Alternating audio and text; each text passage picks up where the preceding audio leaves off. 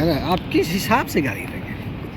मुझे तो बहुत कुछ नहीं दिख रहा है गाड़ी देने के लायक। क्या बात है, जो भी अनुभव है, पर्सनल अनुभव, उसके आधार पर बता रहा हूँ, है ना। ये सब जो चीज़ें हैं, जो एक्सेस है, प्राइवेट प्रॉपर्टी में आपको कार्ड दे दिए, जाके आप देख के आइए, ताकि आप उसका हिस्सा बन सके, है ना। जो वेल्थ है, उस वेल्थ में आपको इनविटेशन है, आप भी आइए, देखिए। वो आपका हो नहीं जाएगा, लेकिन आप उससे, आपको छाट के बाहर नहीं कर दिया जाएगा, है ना। आपको उससे भगा नहीं दिया जाएगा। और हमारे यहाँ जो कास्ट स्ट्रक्चर है, उसमें यही है, जो कास्ट और कैपिटलिज्म का जो घालमेल है, तो एक तरह से वो कास्टिस्ट कैपिटलिज्म है, जिसमें कि हायरार्की तो बनी हुई है। देखा होगा कुछ दिन पहले, वो गूगल का कोई एम्प्लॉय था, वो मुंह पे धुआं फेंक रहा था उसके एयरपोर्ट पे, क्योंकि उस वहाँ के जो वर्किंग क्लास की जो क्या बोलते हैं उसको, जो सोशल पोजीशन है, वो कितना कम है, कितना लो है उस कॉरपोरेट एम्प्लॉय के तुलना में, कि वो मुंह पे धुआं फेंक सकता है और वो कह सकता है कि मेरे एक सैलरी से तुम्हारी, है ना, तुम्हारे साल भर का खर्ची चलता होगा, या घर चलता होगा, या तुम लोग के सबके बराबर की सैलरी होगी। तो ये सब सोचने की बात है कि आखिर ये बीमारी इतनी गहरी जो है ना, ये गहरी जो बीमारी है, उसका जो मेन कारण ये है कि जो हमारा कैपिटलिज्म है, वो कैपिटलिज्म का विद्रूप रूप है। कास्टिस्ट कैपिटलिज्म है, फ्यूडल कैपिटलिज्म कह लो, पता नहीं है क्या कैपिटलिज्म होगा। लेकिन इंडिया में आज से तो धन नहीं ना है एक वर्ग के पास में, जो एक बिजनेस क्लास भारत का है, वो तो सदियों से, पता नहीं कितने हज़ार सालों से धन को एक्युमुलेट करके अपने हाथों में रखा है। लोगों से सूद के नाम पे लोगों का खून चूसता है वो क्लास। तो उस कैपिटलिज्म से आपको बाहर निकलना पड़ेगा।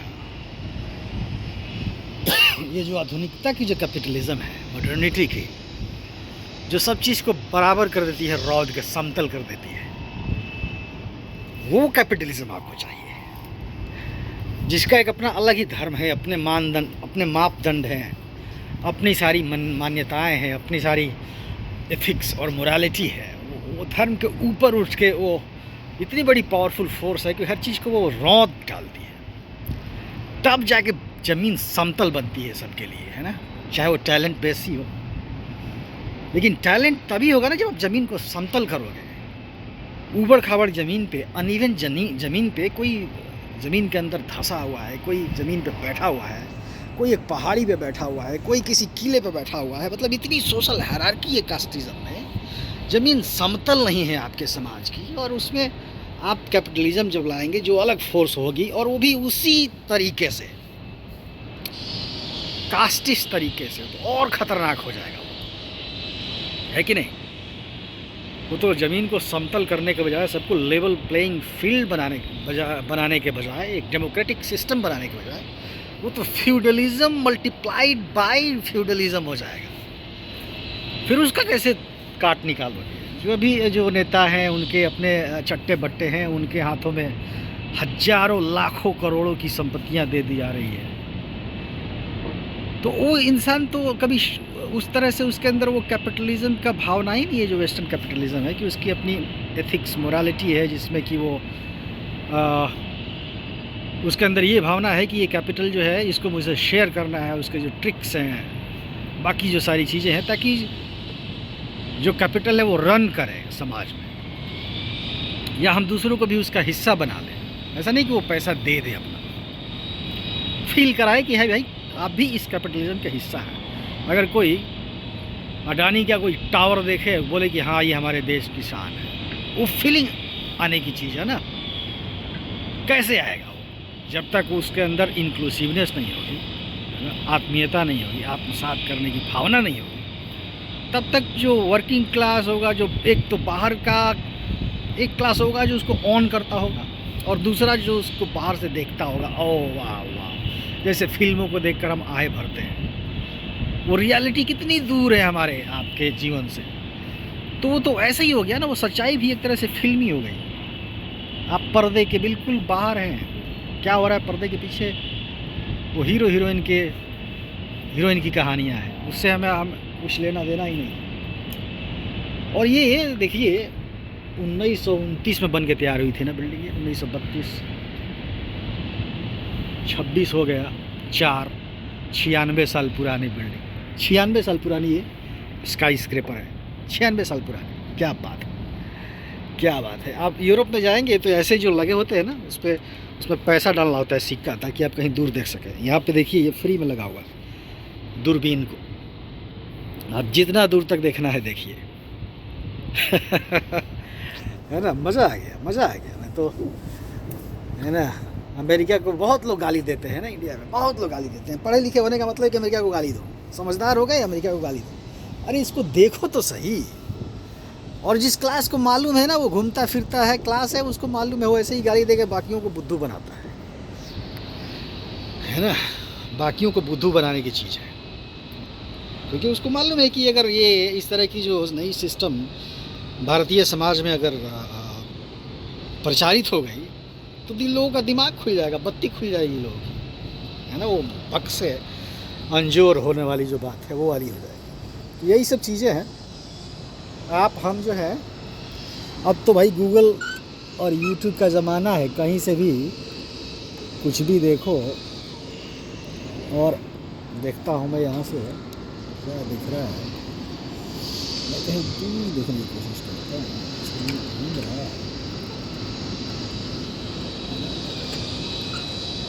तो मैं क्या कह रहा था, हाँ, कैपिटलिज्म से डरने नहीं, उसे समझने की ज़रूरत है। और ख़ासकर जो पिछड़ी जातियाँ हैं जो कि उत्पादन करती हैं, और उत्पादन करती हैं तो उत्पादन अगर वो सिस्टम से नहीं करेगी, एक तकनीक से नहीं करेगी, तो कभी भी पूंजी का संचयन नहीं कर सकती। क्योंकि उस पूंजी संचयन का कोई मतलब ही नहीं बन रहा है, कोई ऐसी बात ही नहीं है कि कर पाएगी, कैसे करेगी। उसके अंदर तो आधुनिक मार्केट की समझ ही नहीं है। और हमारे जो जातियों के लोग हैं जो खेती-बाड़ी करते हैं, और खेती-बाड़ी करते हैं तो क्या खेती-बाड़ी करते हैं, उसमें धान गेहूँ ये सब बोते हैं। अरे कुछ ऐसी चीज़ें बो जिससे कुछ फ़ायदा हो,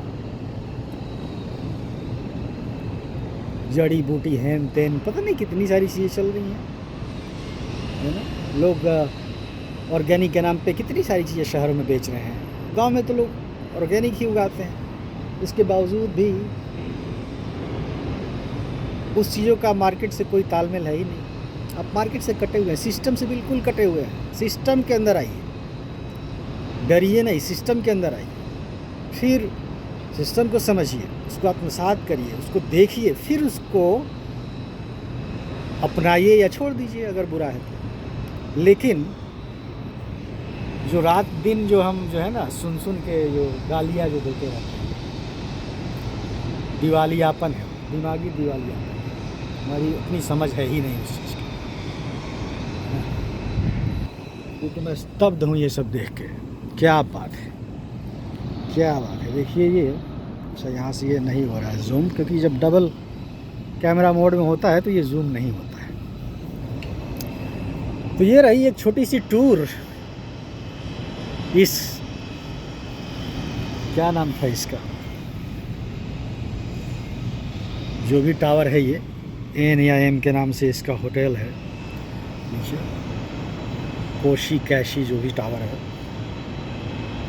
तो ये कह रहा था मैं कि ये देखो, ये सैकड़ों साल पुरानी सिस्टम है, चल रही है, कहाँ कोई भ्रष्टाचार है। अगर प्राइवेट ही है फिर भी इसने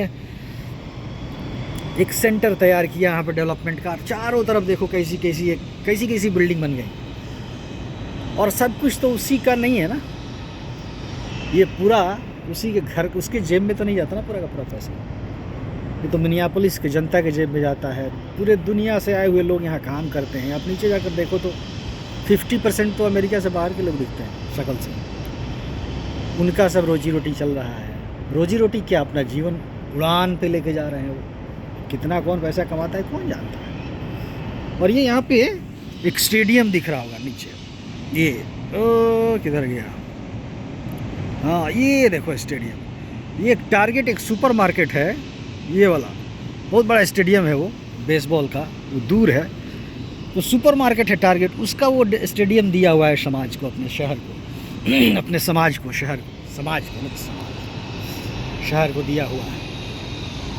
मैं कुछ ज़्यादा एक्साइटेड हो गया लग रहा हूँ। तो ये सब चीज़ें करने की ज़रूरत है, यही कैपिटलिज्म, यही अगर ये नहीं हो रहा है आपके समाज में तो समझिए वो कैपिटलिज्म है ही नहीं, वो कुछ और है ना, वो कुछ और है। ये तो अपने यहाँ पे लोग कहेंगे सरकारी बनवाओ, अरे सरकारी हर चीज़ कैसे हो पाए, सारे संसाधन तुम प्राइवेट को देते जाओगे, बोलोगे कि सब कुछ सरकार बनाए, कैसे हो? अगर किसी को आप अपने ऊपर नियुक्त कर देते हो कि ये पैसे, ये रिसोर्सेज ले लो, सब तुम्हारे हैं, तुम इसको मैनेज करो, तो उसमें आपका कॉन्ट्रैक्ट भी तो होना चाहिए ना कि आप मैनेज करोगे, हम सबका रिसोर्सेज है, ये कॉमन रिसोर्सेज है, उसका तो कोई अपना है नहीं, सरकार ने दिया या फिर जो जैसे भी उसको मिला, वो तो एक तरह का कॉन्ट्रैक्ट बना समाज, सरकार और उस उद्योगपति के बीच में।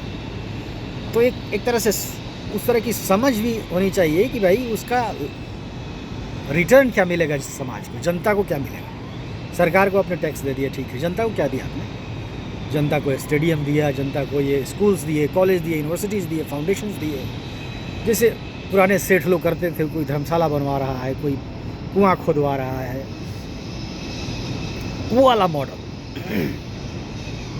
तो वैसे कम लोग होते थे, कुछ बिरले होते थे, उसका एक सिस्टम जब बनेगा तो हर कोई मजबूरन करेंगे, है ना। वो तो जो अच्छे बुरे लोग तो हर जगह होते हैं, और अच्छे लोग जिन्होंने कुछ किया, जैसे गंगाराम हॉस्पिटल है, कोई हो गए सेठ, बहुत बड़े सेठ गंगाराम, उन्होंने हॉस्पिटल बनवाए, उनका घर कहीं लाहौर वगैरह में था, पाकिस्तान में, दिल्ली में भी बनवाया, वहाँ भी बनवाया, और पैसा कमाया होगा, जैसे तैसे भी कमाया हो, लेकिन समाज को कुछ ना कुछ रिटर्न तो मिला, है ना। और ये सब चीज़ें देख के लगते हैं कि हाँ ये कैपिटलिज्म का स्वरूप है भाई, ये कैपिटलिज्म का स्वरूप है। हाँ, तो बाकी आप लोग क्या सोचते हैं इस पे, आप बताइएगा नीचे कमेंट करके। लेकिन ये जान लो, जो भी मेहनत कश समुदाय, जातियों के लोग हैं, वो जब तक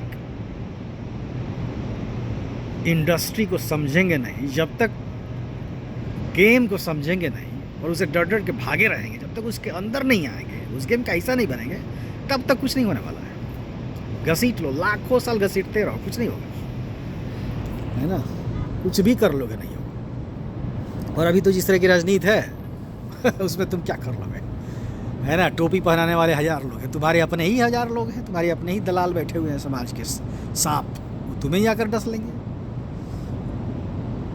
तो ये सब चल रहा है, इसी में ये एक छोटा सा संदेश, मंजर, एक एक्सपीरियंस शेयर किया। इसके बारे में आपकी राय क्या है, कमेंट में ज़रूर बताइएगा। फिर मिलेंगे, जल्द मिलेंगे। नमस्कार।